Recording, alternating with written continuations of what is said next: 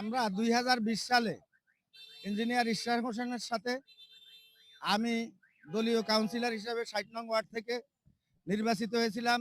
Engineer Ishraq Hossain 60 নং word থেকে 17টা কেন্দ্র থেকে উনি নির্বাচিত হয়েছিল।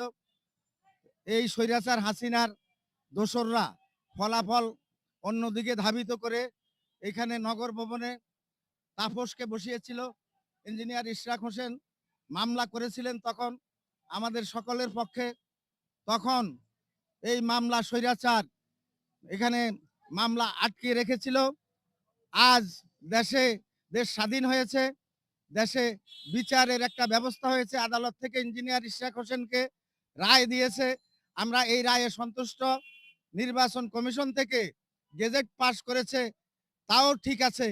এখন এই সরকারের ভিতরে স্বৈরাচার রন্ধে রন্ধে বসে আছে। তাদের ছন্দে ছন্দে এই সরকার ইঞ্জিনিয়ার ইশরাক হোসেনকে নগর ভবনে বসিয়ে জনগণের সেবা করার সুযোগ করে দিচ্ছি না।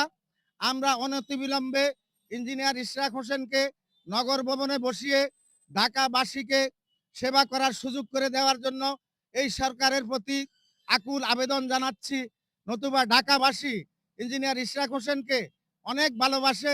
ঢাকাবাসী জনাব সাদেক হোসেন কোকা অবিভক্ত ঢাকার মেয়রের ছেলে ইশরাক হোসেনের হার্ট থ্রব।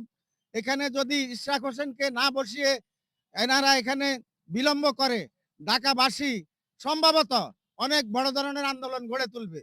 এই জন্য এই সরকারের প্রতি আমাদের অনুরোধ, আপনারা আগামী জাতীয় ইলেকশনে, জাতীয় সংসদ নির্বাচনে নিরপেক্ষ এবং স্বচ্ছ থাকার আপনারা প্রমাণ করুন ইঞ্জিনিয়ার ইশরাক হোসেনকে এখানে বসিয়ে যে আমরা স্বচ্ছ।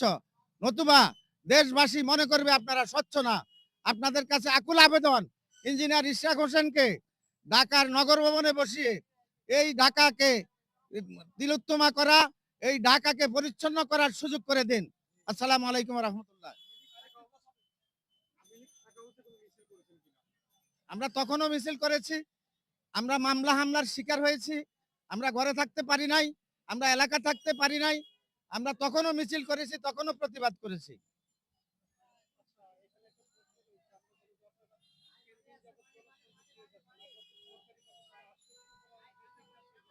এই পর্যন্ত কোনো আশ্বস্ত হয়েছে কিনা আমাদের উপরস্থ আমাদের দলের এবং ইঞ্জিনিয়ার ইশরাক হোসেন সাহেব জানেন। আমরা এই পর্যন্ত এমন কোনো খবর শুনি নাই যে গভর্নমেন্ট থেকে, সরকার থেকে আমাদের কোনো আশ্বস্ত করা হয়েছে। আমরা তা জানি না এখনো।